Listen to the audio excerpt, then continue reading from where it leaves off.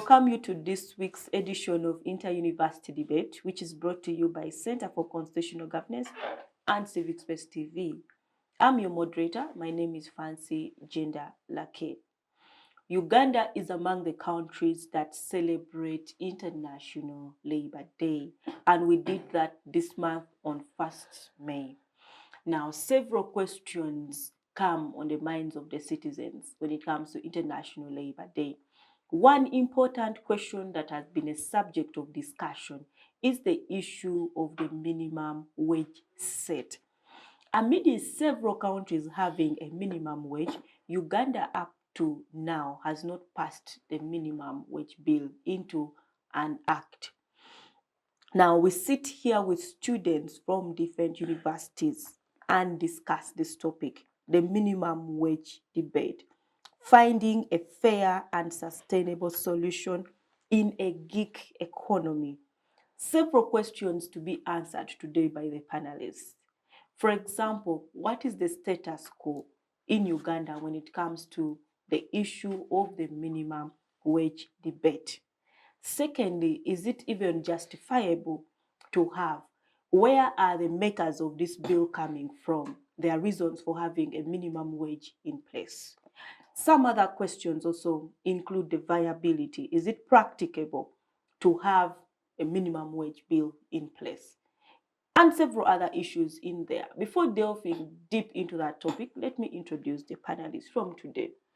I'm going to start with Drake. Is called Onen Douglas Drake. Drake is a student pursuing Bachelor of Laws at Uganda Christian University. Drake, you're welcome to the show. Thank you very much. I'm very humbled and always happy to be on this show. Thank you. Okay, we are about to start calling you an OG because you're OBA instead. You've been on this show for quite some time. New to the Inter-University Debate, and we are welcoming you in a special way to Civic Space TV, CCG, and Inter-University Debate is Miss Fathum Patience Eva from Islamic University in Uganda. Patience, you're welcome to the show. Thank you so much. I'm glad to be here. Okay, we are very happy to have you for the show. I'm so glad to be here. Okay. Our third panelist is Mr. Masiko Agre. Agre is a student at St. Lawrence University. Agre, you're welcome to the show. Thank you so much. I'm glad to be part of this show again. Okay, so Drake, let's kickstart this discussion. The minimum wage debate. We know the government has made several attempts, and we know there is a minimum wage bill 2015. And we know that several discussions have happened, several attempts now. The first thing I would like us to start with is where we are at right now. What is the status quo when it comes to minimum wage in the country? All right. Thank you again. I'm humbled to be here and be part of this conversation. Actually, it's timely for us to have this conversation. Fast forward, you well put it that the year 2015 was when they tabled the minimum wage bill. But it's unfortunate that as a country up to date, we haven't yet been in position to pass it into law because the president said that it would scare away investors. But fast forward, coming to date, COVID-19 presented to us endless possibilities, I would love to put it or term it, in that we saw the rise of the gig economy. And with COVID-19 coming in place, that is around 3 years back, we see that it's now more crucial and important for us to go ahead to evaluate the minimum wage and explore the potential solutions that can ensure fairness and sustainability. So that being the case, at this point in time, it's very important for us to have this debate of the minimum wage. So that being the case, 2015-2016 saw Parliament debating the minimum wage bill, which hasn't yet been put into law. We saw a number of people coming up with suggestions that we need to have it into law. But now more than ever, it's very important. And why do I say that it's important for us to have this discussion after just a few days after celebrating Labor Day? We see that we have a number of countries within Africa and outside of Africa. Countries in Africa like Kenya, South Africa, among other examples, are countries that at the moment have embraced the aspect of the minimum wage into law. And then if you are to go across the seas of Africa, we see countries like the United Kingdom, countries like Australia, that have embraced the minimum wage and have seen that their position to first and foremost explore potential increase in income in various households, and also see that people have the capacity to have not only income but also have enough disposable income at their home, but also fight disparities that are in society. So that being the case, I would first and foremost say that it's very crucial for us to have this debate, to evaluate the need for the minimum wage, because as a country and where we're heading to, it's very important for us to have it. Yes, thank you. Okay, thank you so much, Drake. Later on, we'll also delve into the justification for having it. So thank you. Let me bring Patience into the discussion. So Patience, I would like you to pick right from where Drake stopped. Okay. Other countries having a minimum wage bill in place, how are they managing it with a minimum wage bill, with the minimum wage in place? Okay. Almost every country has a minimum wage, but details vary. For instance, when you look at France, it fixes the minimum wage on its economy. And then we also have New Zealand and also South Africa having different, they also have a different minimum wage, but it's between the sectors and their workers. That is all I can say when it comes to that. Okay, so they literally vary. They literally vary. Okay, agree. Let's talk about the justification of having a minimum wage in place. What are some of the reasons? Thank you. Okay, is it even justifiable? Thank you so much. Justification means why the minimum wage, in other words. But I would like to pick from the previous panelists' arguments or the statements. He said the president rejected the bill because he says it will scare away investors. Now, this is ironical. The minimum wage is meant to handle a few things. For example, the disposable income, to close the gap between the rich and the poor. Now, what is chasing away investors more than the inability of the local people to purchase the products they are providing, the inability of us to use what they are providing? Now, you're saying the minimum wage is chasing away the investors, or the ineffectiveness in demand is chasing away the investors a little more?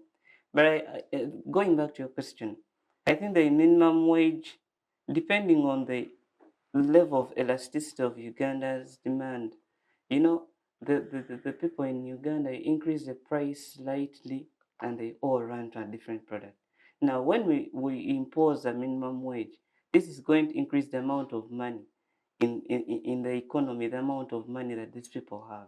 Now, when these people have the money, even though you increase the price, but the quality is good, they will still purchase the product. I think this should be aimed at retaining the investors rather than chasing them away.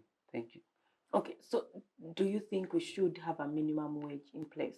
In conclusion, in your own I think opinion, it is very feasible, it is very lovable, it is very applicable, it is very likable. It is possible to have it, and it should be had.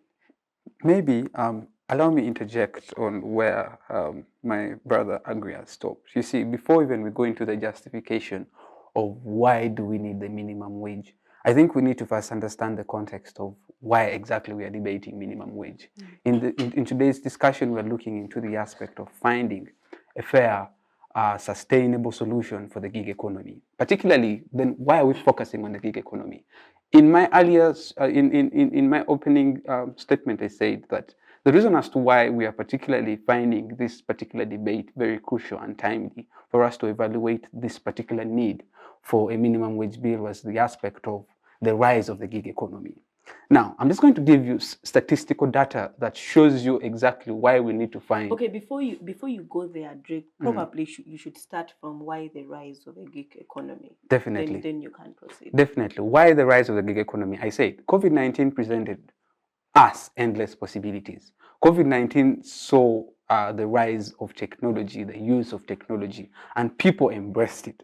Many people embrace the use of technology because of COVID-19. Now, what does that do? Before we go to what does that do, we need maybe to understand what is a gig economy. Gig economy is one that is maybe focused on entirely use of the internet technology, among others. So maybe we can say people who work remotely from home. Those are people who earn from the gig economy. People who possibly are people who are software engineers, people who are hardware engineers, among others. People who entirely deal with software and hardware that are on terms of technology and get a living out of that gig economy. Now, after understanding what the gig economy is, we then need to know the rise of this particular this particular gig economy. As we said, COVID-19 put all of us in our various houses, in our various homes. We weren't allowed to interact physically with people. And that being the case, people needed to find a way to keep in touch with their loved ones. And how was that possible? Zoom came into place. We saw a number of platforms that people embraced. Hence the rise of the gig economy, just from that simple scenario. Now, that being the case, a report released by Uganda Bureau of Statistics shows that there's been a rapid increase of approximately 10% in the gig economy during the last 3 years. And if you had to backstage in the last 3 years, what did we face in the year 2020? Definitely COVID-19. 2021, COVID-19. Now, that was the period when we saw the gig economy brewing and sprouting quite fast, right? That is according to YouBot. And what does World Bank tell us? World Bank tells us that Uganda's labor force that is in the gig economy is approximately 35%. But the most unfortunate part that we have young people in this particular sector earning from it is the most sad part, that our labor force is earning. There are some people who earn as low as $1.40 per day. That is approximately 5,000 Ugandan shillings.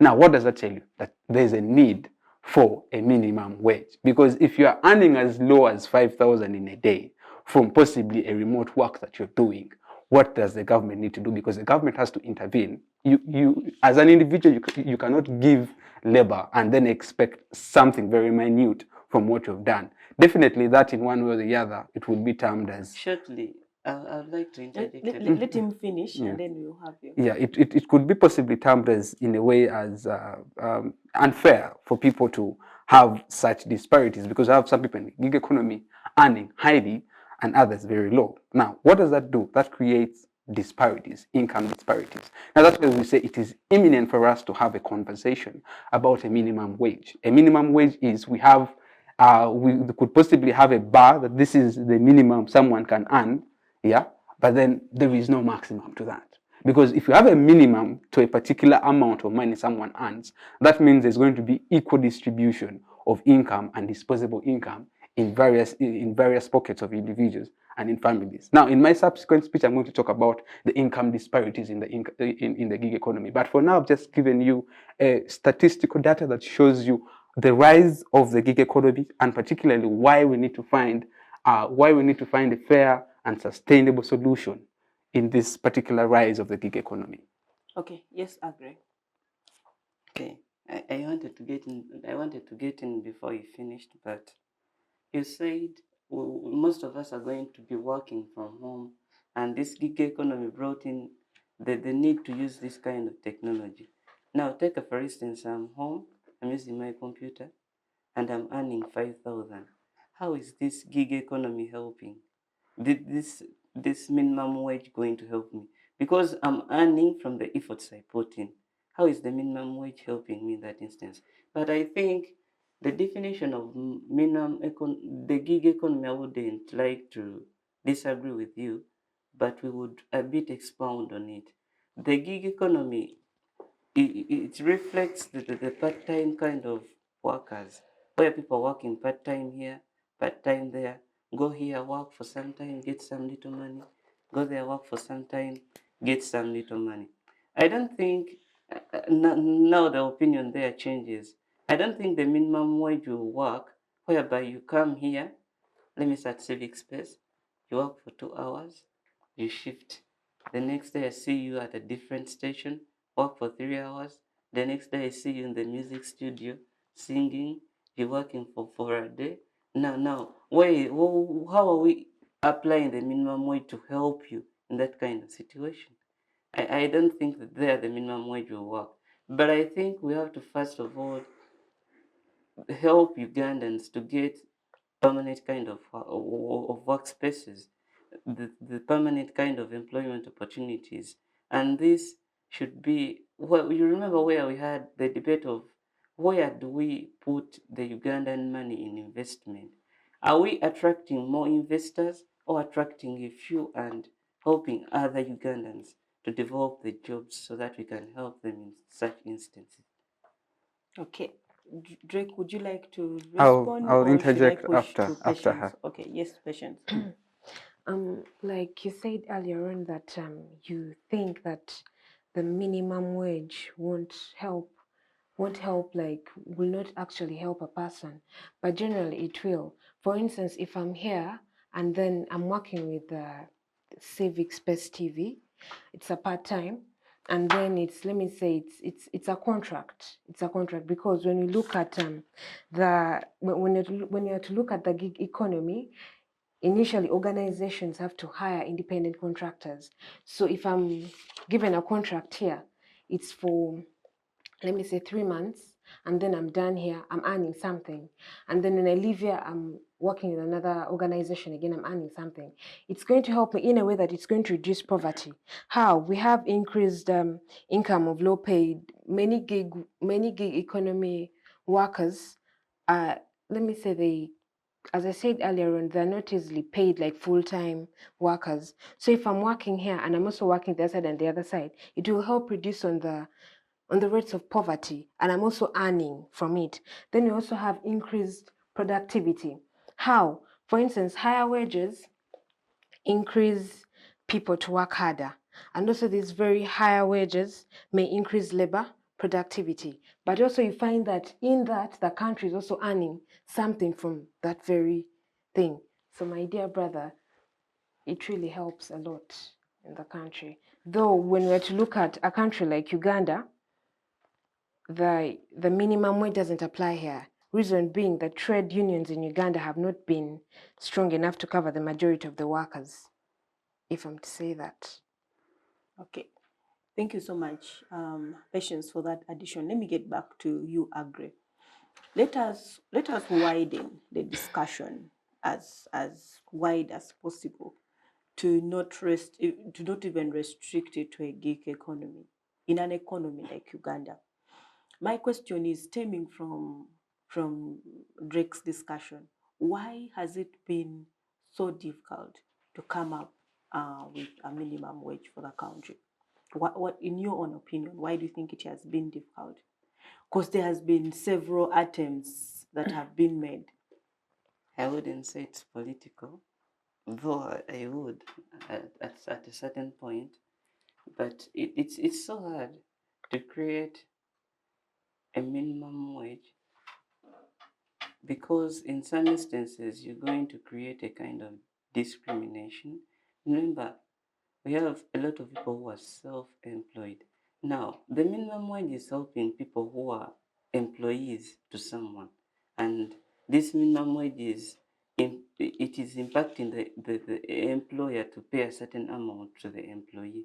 Now, when you look at Uganda, a lot of people are developing different jobs. They are creating jobs. He said many of the people are deciding to work at home. I'm working on my PC and selling my clothes in a certain boutique and I'm earning 5,000. How are you setting a minimum wage for me? I'm going to the market, I'm going to sell fruits, sell vegetables, and I'm going to earn personal income. How is the minimum wage helpful to me?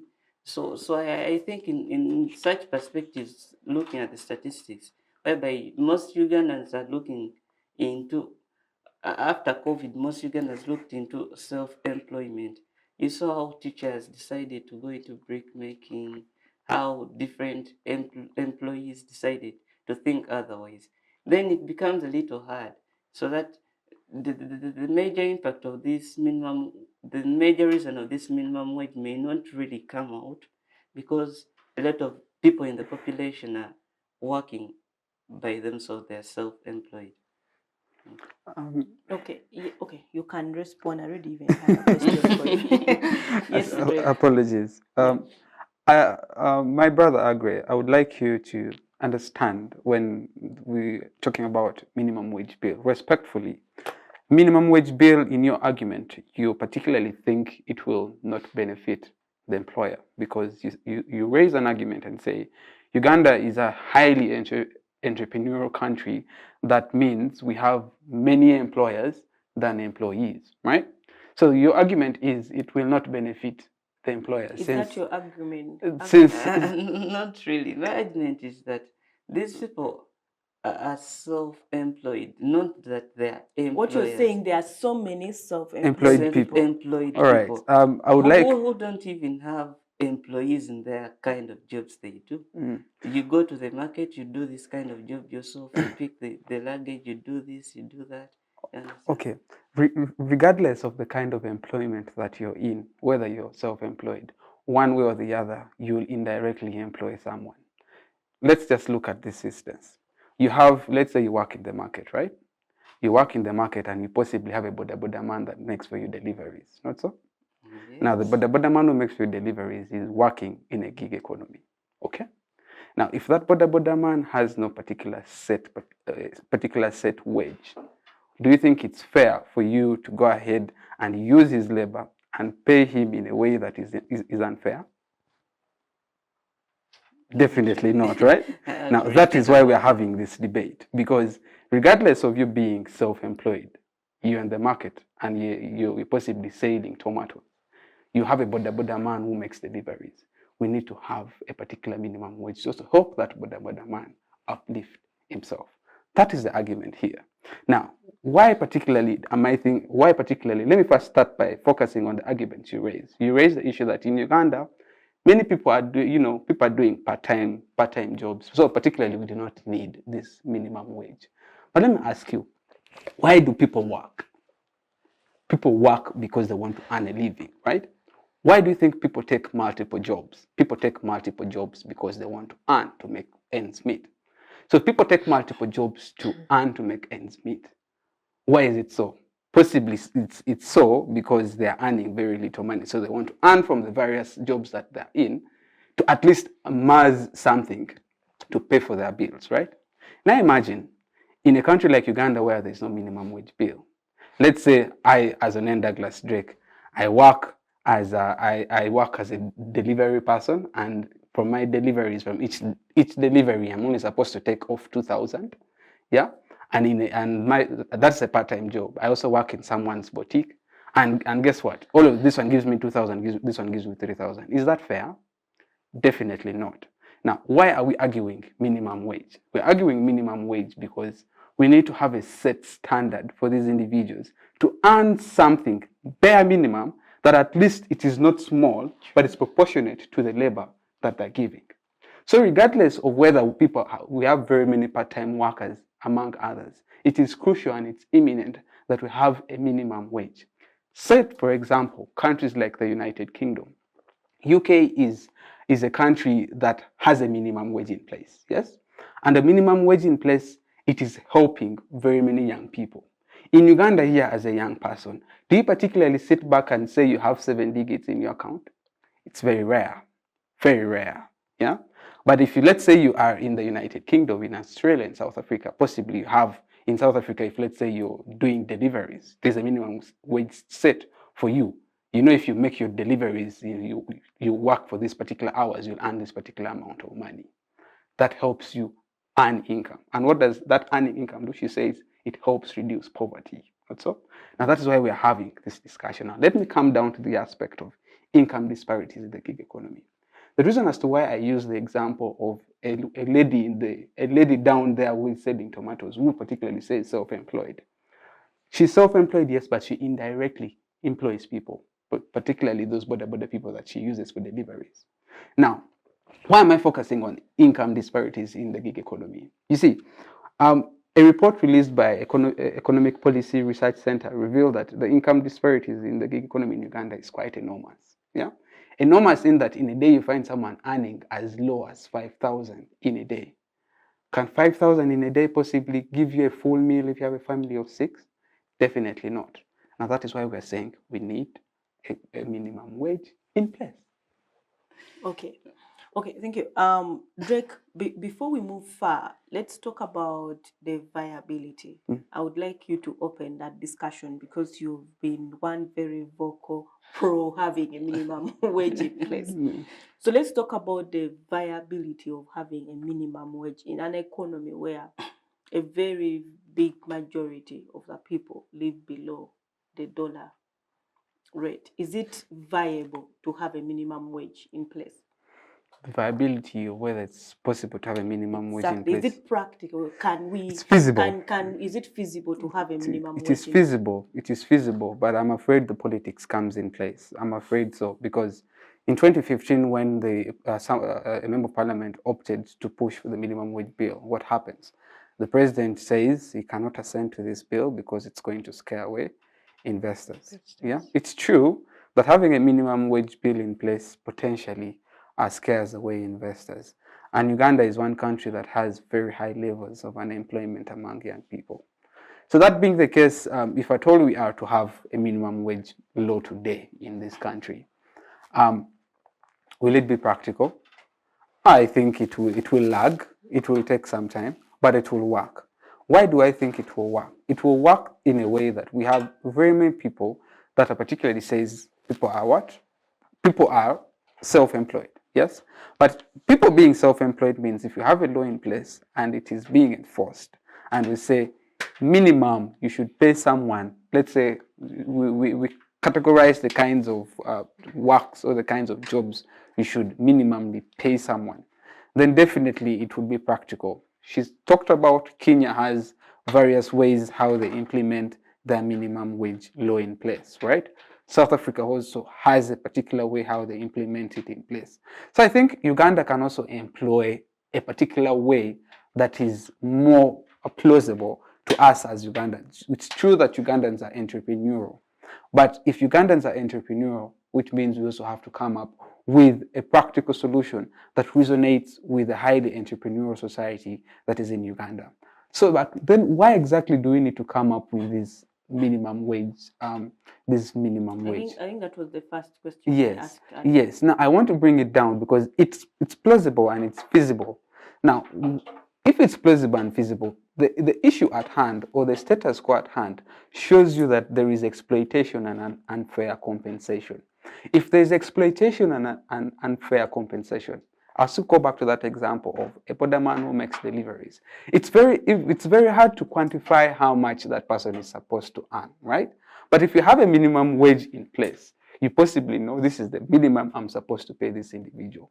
If let's say we have very many ladies or very many people who work in the market who have delivery persons, if there's a minimum wage in place, how many families do you think will be in position to uplift themselves from the standard that they're in to somewhere else?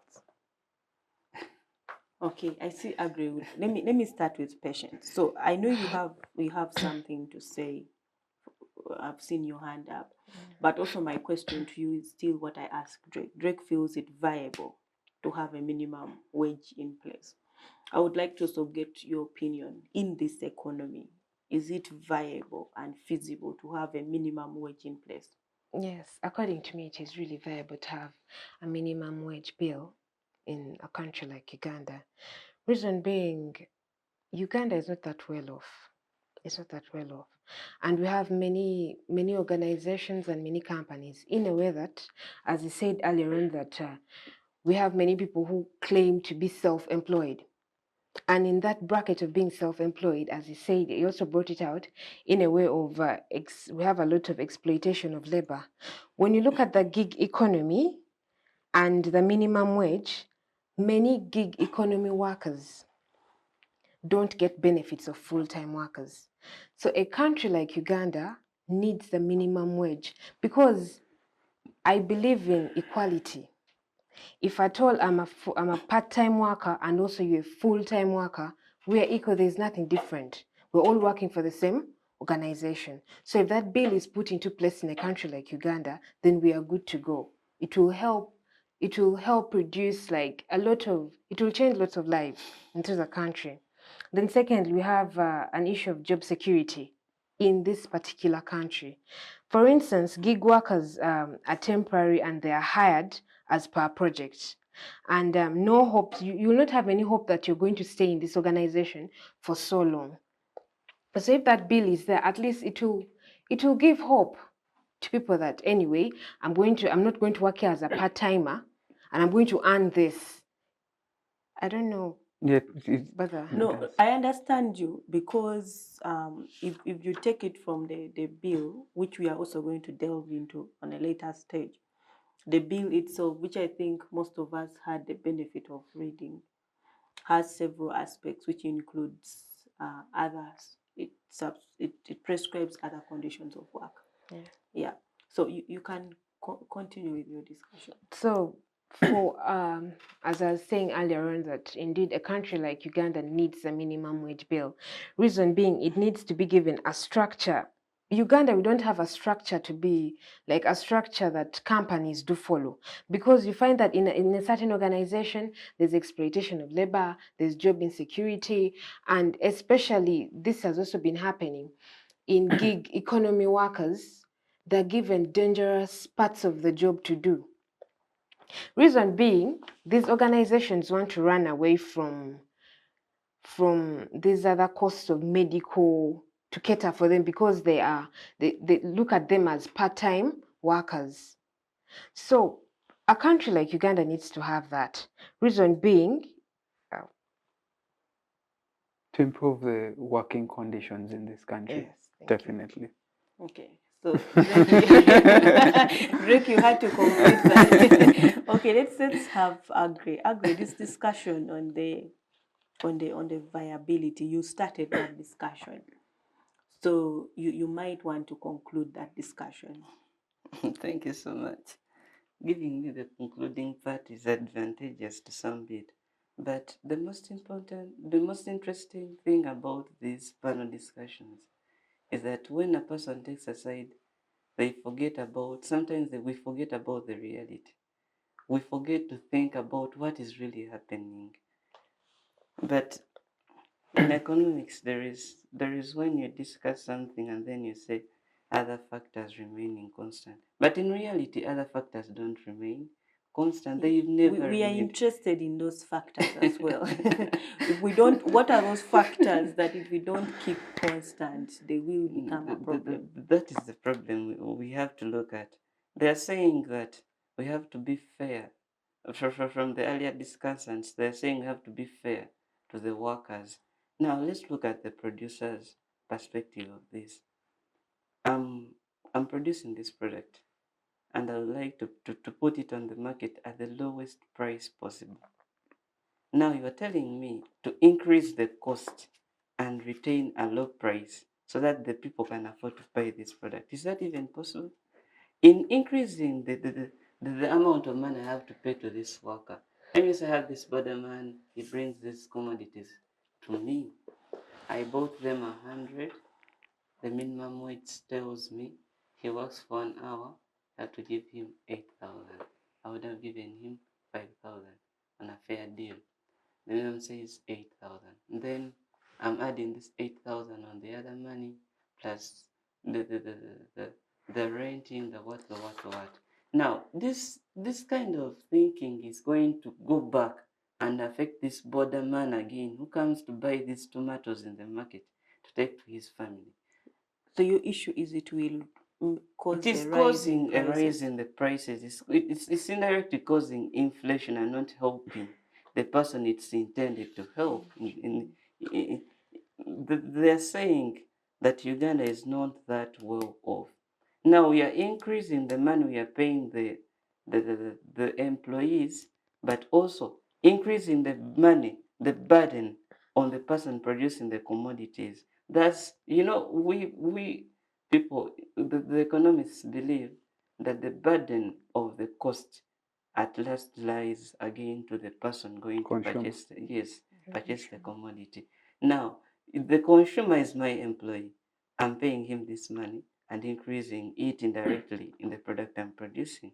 So if the minimum wage is set, again, I don't know whether the maximum price is also going to be set. that this commodity has this maximum price. Because if we set a minimum wage, I'll inflate the price of the commodity, and this won't help at all. I don't think the minimum wage is possible. Maybe soon, but in Uganda, I don't think it's feasible. I think I'm going to push that to Drake. But before I push it to Drake, let me get back to you, Agre. Now, in your discussion, you're saying setting up a minimum wage will increase cost of production, cost of products, and it will be passed on to consumers, right? Right. If I get you. So, how do we address the different problems that setting a minimum wage is coming to address without having a minimum wage in place? Yes. Because I think that is the fear from the discussants who say we should have a minimum. Am I addressing your fear properly to agree? Please proceed. Yes, because that is the fear I understand from the proponents of the minimum wage being put in place. Because Drake earlier on talked about exploitation, you know. So how do we address those challenges that if we don't have a minimum wage in place? We as who? The government? As a government, as a country, as Agri, who is saying we should not have a minimum wage in place, it's not viable. Yes. So your question seeks to justify the minimum wage. I would disagree then. But how do we address the problem of exploitation of workers without the minimum wage in place? Exactly. What is the value of money is seen in the price of the commodities, right? Mhm. Okay. It is not so philosophical. The money value, the money value is seen in how much it can purchase, how much it can go in the market and purchase. Now, we can address this issue. We can, apart from the minimum wage, there are other incentives we can give to workers. Have medical insurance. We can say that even though this person is a part-time worker to you, he needs this medical insurance, he needs these conditions at work. So that even though he's receiving this minimal amount, I would say, it is not so affecting him, because when he gets sick, he has somewhere to run to. When he has this kind of problem at work, he has somewhere to run to. And we can also we can think of other taxes that affect the pricing of the commodity, so that even though we are receiving this minimum amount, it is valuable. When you go in the market, it can purchase. There is a common meme that nowadays the 100K is like the 10K. Now, if we change that kind of reality, that 100K is actually able to purchase these commodities, even though I give my employee this 100K, he will be happy with it. Okay, thank you, Agri. So let me push to Drake. So Drake, you are a proponent of the minimum wage being put in place, right? Yes. Agro's worry is that, which I think also was partly the president's worry. But okay, maybe it's related to the president's worry. The president's worry is we are going to chase away investors from our country with having a minimum wage. Agro's worry is that cost of production is going to be very high. And at the end of the day, we are passing it on to the consumers, which might, by the way, be the same employees. How do we address that in the spirit of you wanting a minimum wage? It's exciting how Uganda is largely a young country. Is it? The fact that we have Yes, it is. very many young people in this place. 78% of them young are people. young people. But the unfortunate part is many of them are unemployed, right? Agree. Could you rather have costs of production going high, prices reflecting going high, but people earning minute reality? We argue from the reality, right? The reality is prices go high, people are earning peanuts, right? Or rather, that is the reality that we have now. Or rather, prices relatively go high, but as well, people's incomes go up. Wow. Now, what? Now, you had your time to speak. Allow me speak. Your argument is particularly from the demand and supply chain. I'll get to that. My concern is we have a young country that is greatly vested into the gig economy, greatly, by the way. And what does that mean? That means that now more than ever, it's important that we had a minimum wage in place. Why do I say so? The reason as to why I say that it's imminent and important as a country to have a minimum wage in place is we are largely young and largely vested in the gig economy, and that is where people are deriving their sustenance from. If that's where people are deriving their sustenance from, is it fair, therefore, to have a young population and peanuts, and yet they are growing and also they possibly have families? I believe not. A government is put in place to solve challenges that are facing its population. You may argue the economics, yes, but you do not eat economics. That's the fact. People want to have monies in their pocket. The reality is people want to live, people want to have fun, Drake, people want to at enjoy. the expense of his worry inflation, because when we talk about prices going Definitely, up, we are his worry is inflation. Yeah. That is why we have a government in place. A government is in place to negotiate with producers, to negotiate with investors. Not so? And that is why the government has the leeway to go ahead and offer tax holidays, to go ahead and offer those remedies to companies. Not so? At the expense of doing so, you definitely want to see your citizens earn. Not so? Earn monies in that they're in position to cater for their day-to-day needs. And that is why it is very important that as a country, as Uganda, basically focusing on the fact that we're a very young country that is greatly invested now in the gig economy, that we have a minimum wage. It is true that when we have a minimum wage, the cost of production will go up. And that's why we have a big brother in the government to come in and intervene and see that we have a fair price set. In economics, they call it, there's the term they used to put. The price ceiling? Yeah, the price ceiling, and that is it. And So that's why you have the government. We should also have a price ceiling. That's why you have a whole minimum wage bill in place, because it caters for all that. It's only not all about people earning money. It caters for all those things in place. The government has the leeway to go ahead and offer a particular price ceiling for commodities. So that's why I say it's more important than ever that being a young country, from the reality, it's very important that we have a minimum wage in place. Okay, let me before I go to Patience, Agri seem to have something to say. Is it viable to have a price ceiling in Uganda? In Uganda, hypothetically, you see, because you see, reality. When Drake was speaking, I was like, are we going to now stretch it? Okay, guys, are we going to legislate? No. You see, the most funny thing about humanity is we are afraid of change, and the fact that we are comfortable with the situation that we're facing in a country, we think it is impossible to have these things happen. Is it because that we have seen bad fruits of politics and leadership in this country, we think some things can't happen? The fact is, if our leaders are failed in whatever way, our minds are all clown to think that some things can't happen. How are other countries doing it then? It's possible. The fact that the leadership has failed us, it doesn't mean it cannot work. I'm someone who has so much hope. I have this hope that Uganda has the potential of doing all the good things right. It's just that we are facing what we are facing because of the consequences of the votes we cast.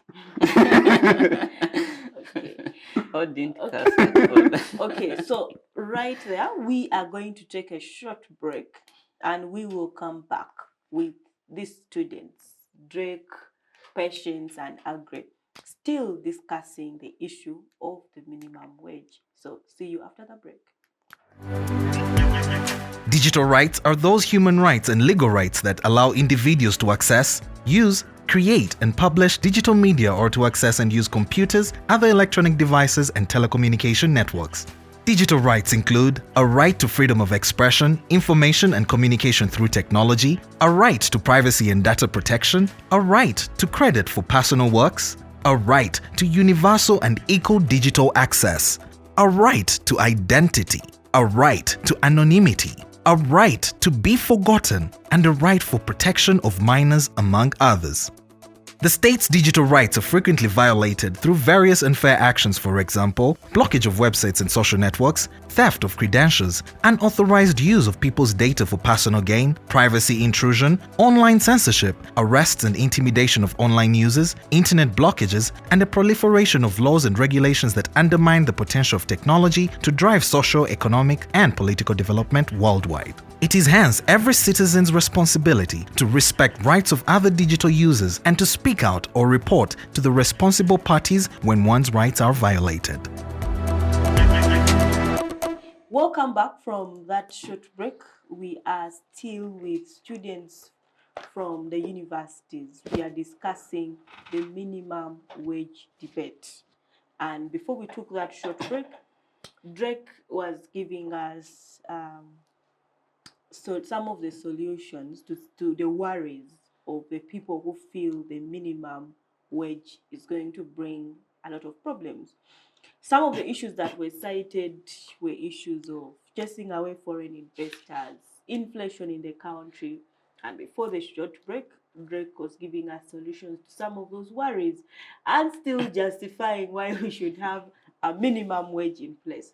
Let's bring Patience into the discussion. So, Patience, you're also one person who say in a gig economy we should have a minimum wage in place. Sure. In your own perspective, how would we address the issues of inflation, chasing away foreign investors, rise in prices, and prices being passed on to the consumers, which might be these employees, and I know several other worries that you could have seen in the media? I, for one, I would start with the employers bringing up a structure in the organization. Because basically, most of the organizations, you find that they don't have a structure. If the structure is there, it's not favorable at all. That is why we have rise in, that is why he brought in an issue of inflation, should I say price fluctuation into the country. So if these employers come out and they're like, they indeed set up a structure, for example, rules guaranteeing like social protection to the independent workers, then we shall not have that problem. That is for me. Then also, that's all that I could say. Okay. That's all I could say. Yes, agree. Thank you so much. Now, before the break, Drake had brought in some things very interesting. Now, I go back to my worries still. Now, you're setting a price ceiling above the equilibrium, right? Now, you set a price ceiling and then you set a minimum wage. Now, it's like bringing two walls together. They're coming and the producers just in the middle. Remember, when you start up a business, what's your major aim? It is to make profit. Except for these social entrepreneurs. In Uganda, we have masqueraders. Except for the real social entrepreneurs who aim at helping people. But I start up my business known to pay workers. I don't start my business to give you pay. And my aim is to make profits. And if we are to invite more investors who have this kind of mindset, I'm going to Uganda, I'm going to start up this kind of opportunity, I want money. Now you're saying I increase the costs. That's the dilemma. I increase the cost, but still sell this product at a minimal level, at a certain low kind of pricing. So you are trying to kind of reduce my profits and assume my business will still continue to keep around and and I'll keep in business in order to employ these people with the minimum wage. I don't think it's possible. You're saying I start a business with a low kind of profit, I pay myself, I pay your workers according to the minimum wage, and I stay in business. Most investors, that's not possible. That's why there was a scare of scaring away these investors, because in such instances I won't continue in business, I'll run away. And who is affected? The person you are aiming at helping is at last being affected, because when I run out of business, these 200 also people will also lose jobs. wages. That's it. Okay. So I can see several worries coming in there, especially from Agwe's end. Drake, do you have any idea how Obote did it in 1984 when he set 6,000 shillings as the minimum wage? Before I go to Obote, how is Kenya doing it? How is South Africa doing it? France. Let's start with Kenya. Before President Ruto came into power, Kenya was facing high rates of inflation, right? And when they're facing high rates of inflation, definitely the big brother and the government had to respond when Ruto won. How did he do it? He had to intervene. That is why you have the government to intervene when there's inflation. And inflation comes in place as possibly as a result of there's high costs of production, among others, and among other factors that economists would term. But the reality is, governments come in place to intervene to reduce on such factors that we, as the end consumer, would face, which means high prices. The end consumer is faced with high prices, but they have very little monies in their pockets. Now, what does that do? That creates a vicious cycle of extortion in the economy. Prices keep skyrocketing up. People don't have money. Eventually, businesses that even would have just started run out of business or eventually close, which is happening in Uganda today because of the high costs of production. We often see some businesses can't even take or stay for more than, for more than a year because they cannot survive in the economy. But then Kenya, when President Ruto came in with this parliament, they saw to it that they set a particular price ceiling for particular commodities like ugali, among other essential commodities in the economy. Now, the reason as to why I'm particularly still hell-bent on the aspect of minimum wage is focusing on the aspect of the consumer. The fact is, Uganda has very many businesses that are owned by investors, particularly who are foreign. And these foreign investors are, you said, most producers or most investors are driven by the end thing, which is profit. But if you're driven by profit, you come and establish your franchise in a country. You also know that you need labor to see to it that your commodity gets into the what? Into the hands of the consumer. Now, that is only possible if we have a minimum wage in place that you can produce your commodity, a minimum wage is set, and you know that this is a particular amount you have to sell that particular commodity. It shouldn't pass a particular stage. But when things are getting out of hand, that is why you have negotiations happening with governments and investors. In my opinion, I think the most important thing for us to have a minimum and fair wage in the gig economy, which brings me to the arguments of a fair and sustainable solution, particularly in the gig economy. I want to first focus on one thing. There are actually four arguments. The first thing is ensuring a decent living standards. You see, once you have a minimum wage that is set for people, what does that happen? That means people have enough monies in their pocket, and someone can be in position to have or secure for themselves a decent living. You cited out for us an example of Dr. Milton Obote in the year 1984, when he set up a minimum wage of 6,000 Ugandan shillings. What did he do then? The standards of living of Ugandans changed. People were happy. People would take their children to school. A farmer was even in position to educate their children in the best schools that were in the country then. Of course, the best schools were in every district, unlike today, where everyone has to come to one particular place if you want to receive the best education. But that's not the case. I'm not here to discuss politics. I'm here to discuss the minimum wage. Yeah. So that is the first thing that we see that will happen that would help very many Ugandans in place. Apart from ensuring decent living standards, we see other things of workers' rights are protected, because with a minimum wage bill in place, particularly in transitions into law, we see that rights of workers are particularly respected in terms of the conditions that are set or given to them. The reality is right now is that gig workers at the moment work exceedingly long hours without rest, and they face risks of having health hazards at the same time. But with a minimum wage law in place, what does that do? It helps protect workers' rights, because you're not only focusing on them receiving a particular amount of money, but also seeing to it that the rights of these workers are at most respected. So that is why I'm advocating for this. I'm advocating for this because I'm a young person. We live in a young country, and we also want to have monies in our pockets. The reality is we do not have monies in our pockets. So do you want to live in a country because you speak economics and not have money in your pocket? Definitely not. Okay. Okay, Agre, you can conclude. Were you done? It's okay. Okay, you can conclude on that discussion and then we move on to something else. Now, businesses work in environments. They don't work in space. And you continuously speak on the word economics. Economics is about realities.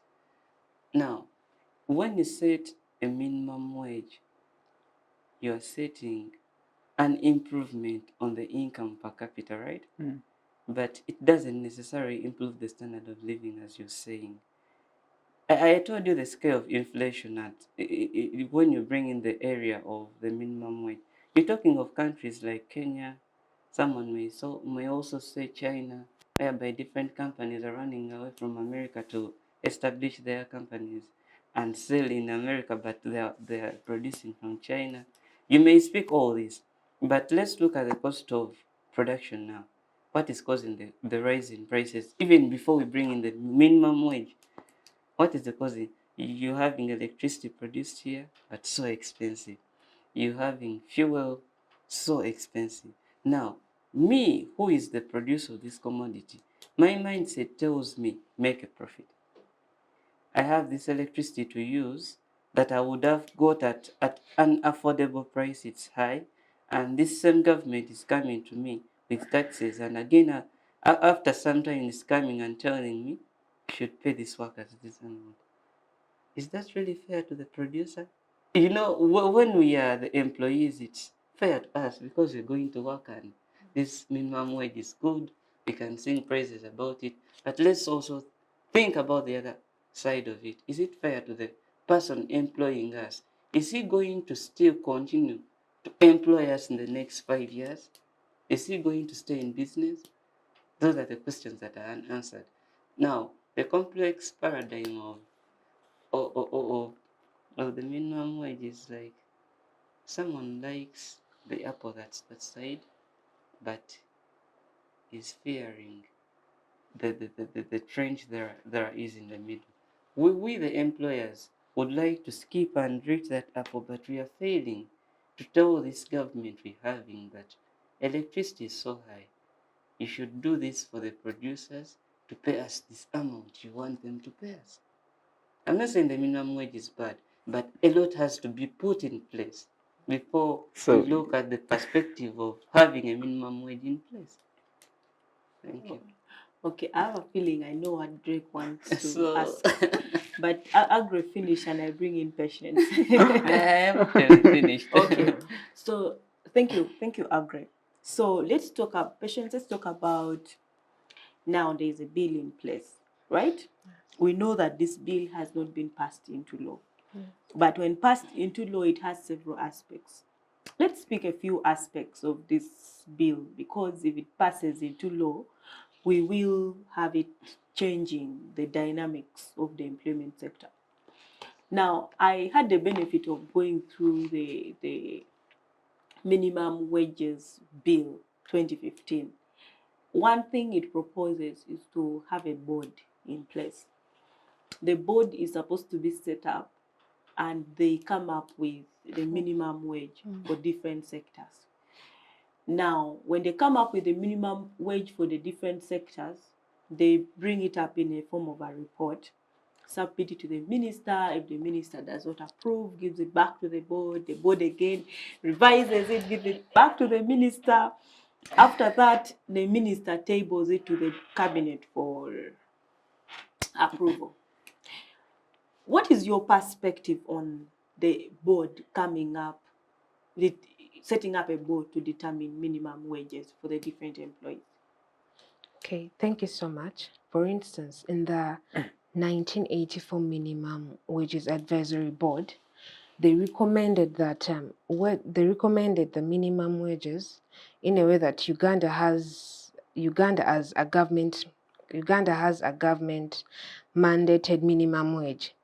So for them, they're like, no worker in Uganda has to be paid less than this mandatory minimum rate, if I'm to say.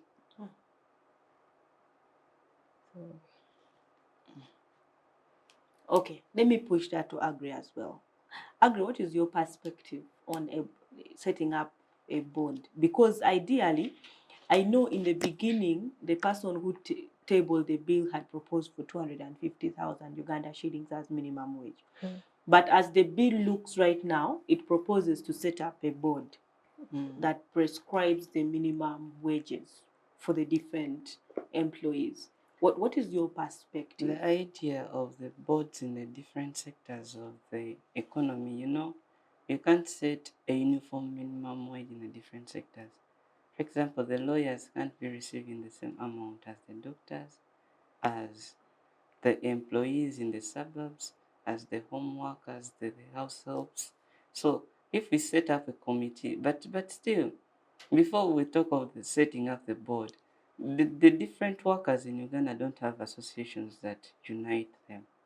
When you look at house helpers in Uganda, they don't have a board whereby, an association whereby they will air out their issues to be heard. That means when you set up this kind of board, it's going to think for them, which I don't think it's like the employers coming together and now saying how much minimum should we give this kind of workers. Do you think it is in good spirit that they will set this amount? Like, for example, they had proposed the 130,000.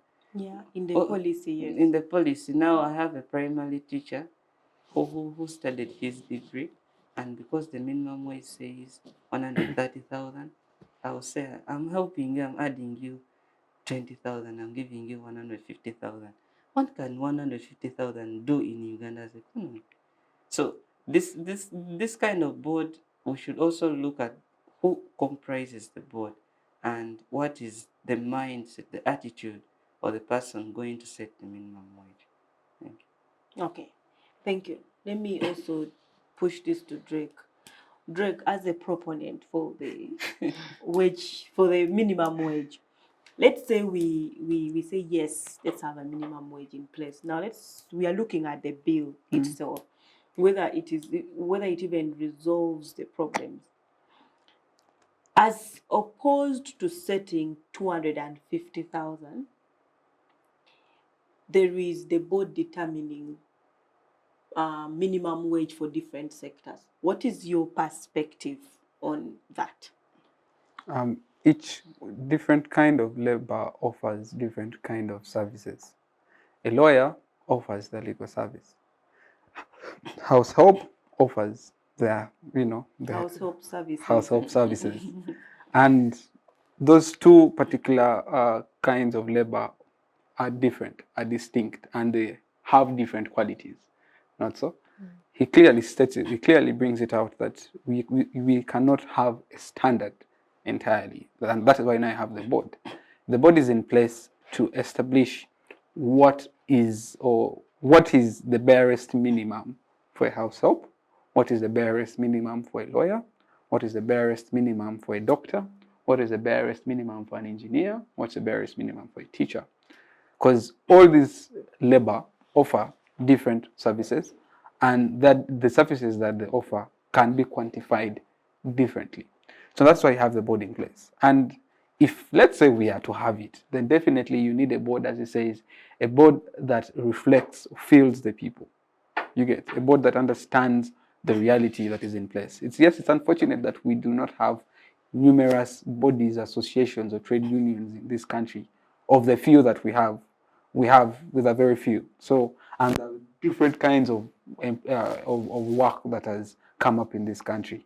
So definitely, if you're to have that in place, then people need to organize themselves into associations, into trade unions, among others, to see that we have a coherent and organized structure to have something that is feasible and plausible. Okay, thank you.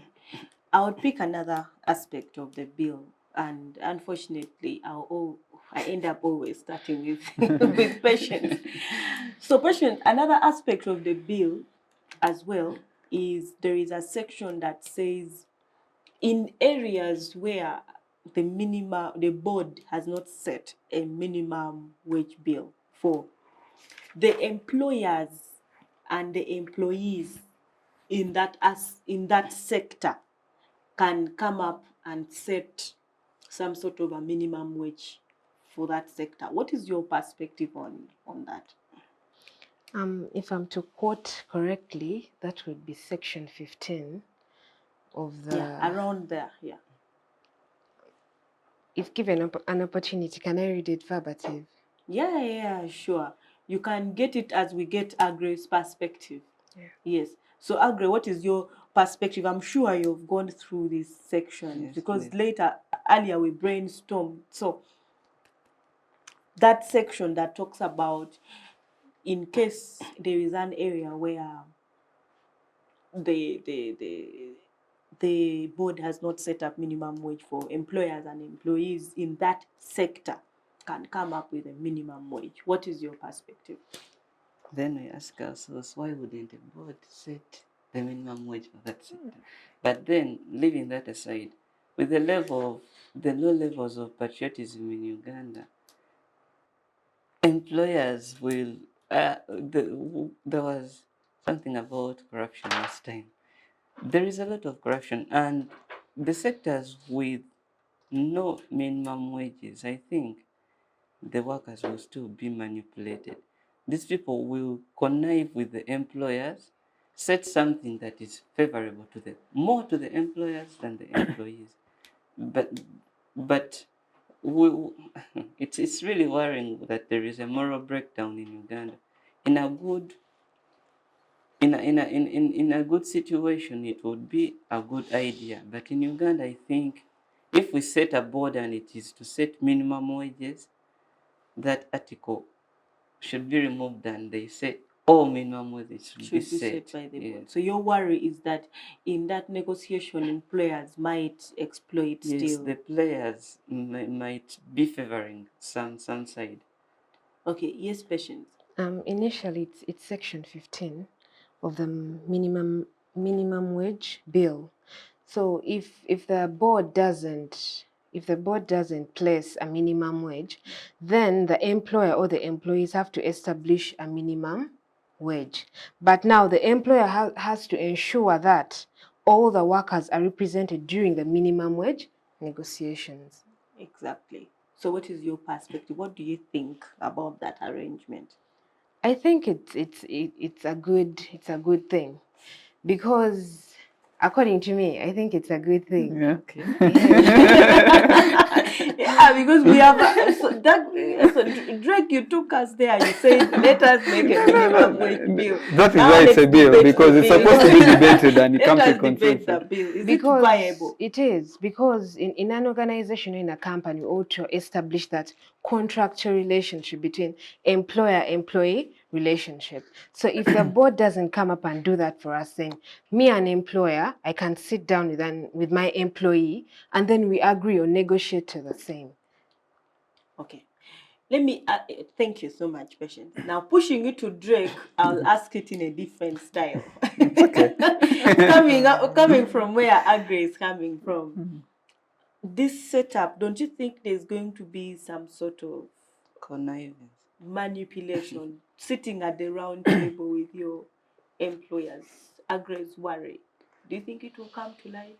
When you're going on a table to negotiate, there is always someone who holds a higher position. Yes. And by the virtue of fact that they hold a higher position over you, it's very hard to negotiate on your interests.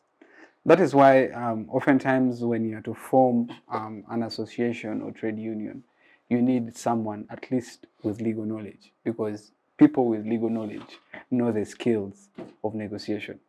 And the first thing is you do not negotiate over positions.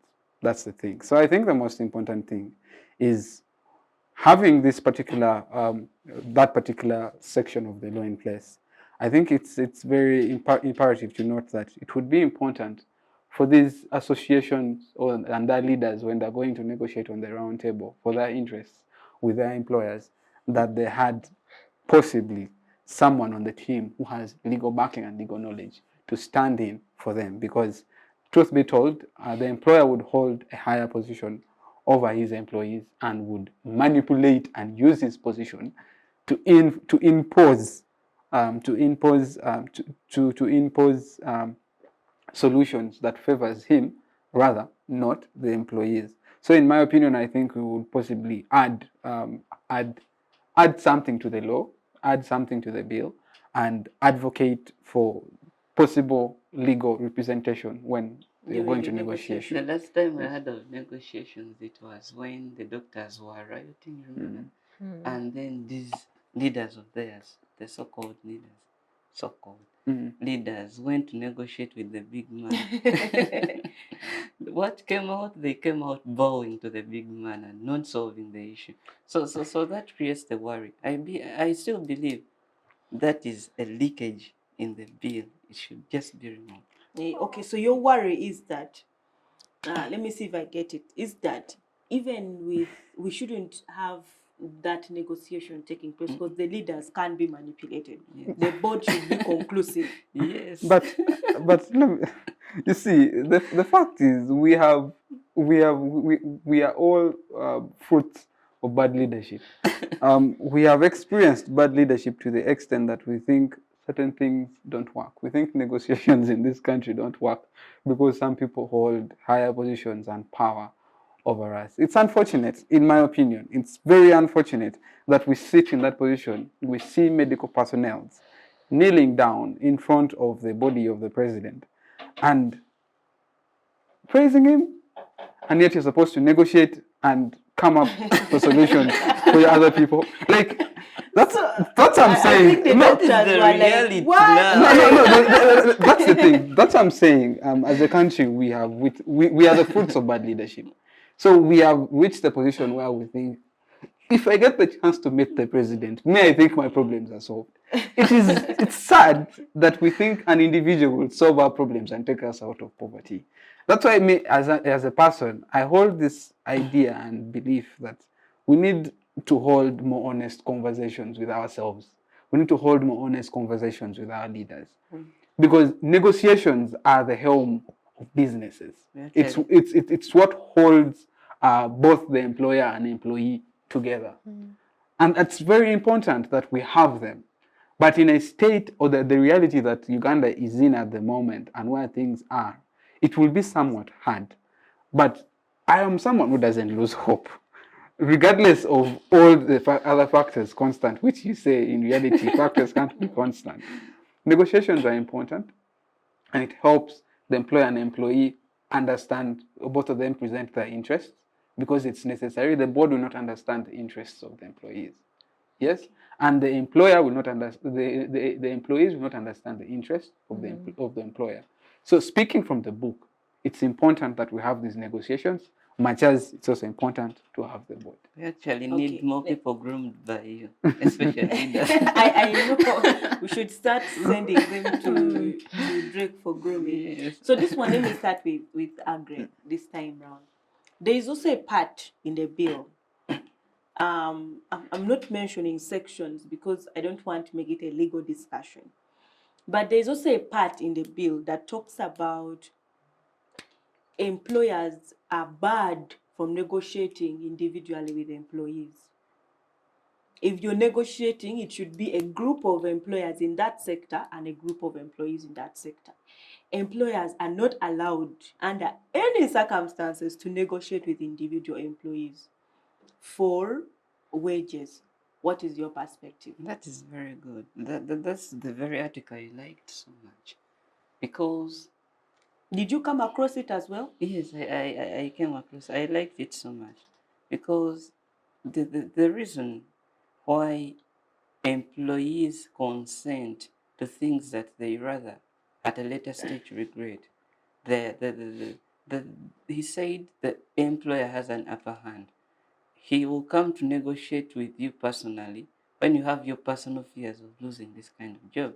So you agree with some terms just because you like the job, but not because they are favorable to the kind of employment you're getting into. Now, when we come as a group, that there is one time someone said 1 + 1 equals to 3. There is one from me, one from you, and then the one from both of us. So that is the 1 + 1 equals to 3. So these three can have a better negotiation than this person to person, individual kind of negotiation. That's a very good article in the bill. Drake, what is your perspective? My perspective is it's not fair that an individual should go and represent his interests, because we need, that is why you have a leadership in any fraternity, be it in school, be it in workplace. There's always a hierarchy of leaders, right? Now, just like, let me use an example of a company, a production company that possibly manufactures, let's say, edibles. Now, I am a worker in that franchise, and I can't present my interests. My interests are not the same as everyone else.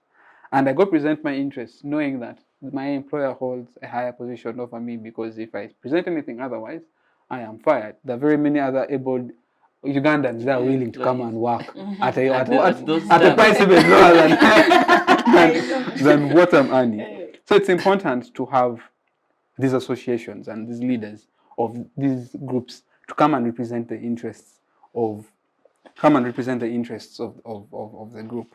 And that is why we even say it's very important to have a minimum wage in place, because you see, we can go and present our arguments and the employer is like, okay, since there's no minimum wage in place in Uganda, we shall go and think about it. No, we can think about it, and in the end, all of you receive letters that you're being fired because there's a possibility of hiring Cuban doctors. Yes. That situation. But in a nutshell, it's very important that we have negotiations in place, and negotiations done on behalf of the workers, but by their leaders. Okay, let's have Patient's perspective. We have actually run out of time. Now, basically, I'll quote the section, and that subsection, it is section 12, subsection 3. I, for one, I would say that employers should be given an opportunity to air out decisions or to bring like negotiations with their individual workers. For instance, why do I say so? If I'm to bring an example of a school, if there is a school and there are students in the school, there's a problem happening around the school premises, who will help the students air out the decisions out there? Indeed, we have leaders, those ones who mingle with those students. So an employer would know better what his employee wants, because there's that contractual relationship, there's that thing that they initially share. So employers they're not supposed to, they have to be given that opportunity to negotiate with their employees. Okay. With a group of employees. And not an individual. Okay, I know there are several aspects of the bill we could have talked about. There is a 10 million fine on any employer that has not complied with the minimum wage set in place. Several other aspects, but we have run out of time. Probably we'll continue with that discussion some other time. So I would like to give you each a minute to give us your solutions to different problems that the employees face. What do you think should be a way forward? In a minute each. I'll start with Agre. Wow, thank you so much. The minimum wage discussed, and let's say it's in place. Now, the solutions, because this debate was mainly to be focused on the solutions, we have rather looked at the problems. Now, the solutions should come from, I believe they should first come from above. When we give the employer good conditions of working, the employee's demands will be easy to advocate for. When the employer gets this kind of conducive environment to do business, the demands of this employee will be easily advocated for. So I would beg that we look at the costs that can be cut. We can look at the cost of the taxes imposed on the importation of some raw materials, the cost of the electricity in Uganda where it is being made and produced, and many others. Then we can then look at our employees in a better perspective. Thank you so much. Okay, thank you. Patience? I, for one, would say that these employees should also benefit. They should also at least have a taste of some benefits that the full-time workers enjoy. For instance, they have a leave. When there is a leave, they also give it to these gig economic workers. So if only the interests of the gig economic workers are protected, then the gig economy will be sustainable and it will grow. Okay. Jake? Today's discussion we focused on the minimum wage, and the solution is the minimum wage. And in conclusion, my arguments are for the fair and sustainable solution, which is the minimum wage. The arguments I raised, we looked at things like to ensure decent living standards. We looked at protecting workers' rights. We traversed the aspect of promoting economic stability, and then conclusively encouraging social cohesion. Having this minimum wage in place will see us enjoy all these benefits from a fair and sustainable solution in the minimum wage and for the thriving of the gig economy. Thank you. Okay, thank you so much. We have come to the end of our show for today. Thank you so much, Drake, Patience, and Agre, for being on the show and honoring our invitation. Thank you so much to Center for Constitutional Governance and Civic Space TV for organizing the inter-university debate. Today we had a discussion on the minimum wage debate. Whether the minimum wage bill will be passed into an act in Uganda is what we are yet to see. Now, thank you so much to the viewers for watching. Feel free to let us know your opinion when it comes to the discussion that you've had. You can put it on the comment section. And our prayer is that our opinion is able to reach the policy makers, members of parliament, and the different stakeholders. From us here at Civic Space TV, we say thank you. See you again next week, same time.